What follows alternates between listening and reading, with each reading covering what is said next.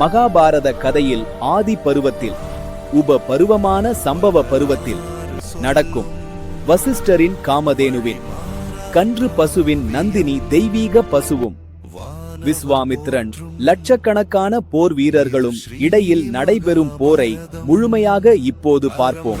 பசு இருந்தது. வசிஷ்டர் அந்த பசுவிடம் விசுவாமித்திரருக்கும் அவரது மாபெரும் படைக்கும் அறுசுவை உணவு வேண்டும் என்று கேட்டார். உடனே அந்த பசு மலையளவு சோற்றையும் நெய், பால், தயிர், பல வகையான காய்கள், இனிப்புகள் என அனைத்தையும் நொடிப்பொழுதில் உருவாக்கியது. இதை நான் விற்கவோ கொடுக்கவோ மாட்டேன் என்று உறுதியாக மறுத்துவிட்டார். கோபம் வந்தது.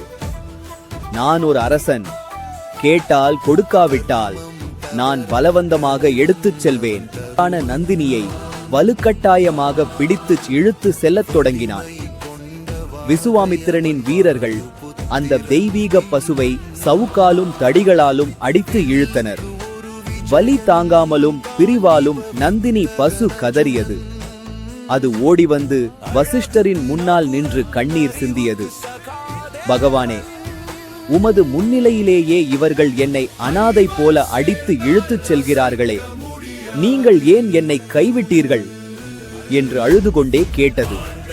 அதற்கு அந்த பிரம்ம ரிஷி சாந்தமாக, நந்தினி, நான் உன்னை கைவிடவில்லை. இவன் அரசன், மதங்கொண்ட யானை போன்ற பலம் வாய்ந்தவன். என்னிடம் இருப்பது பொறுமை மட்டுமே.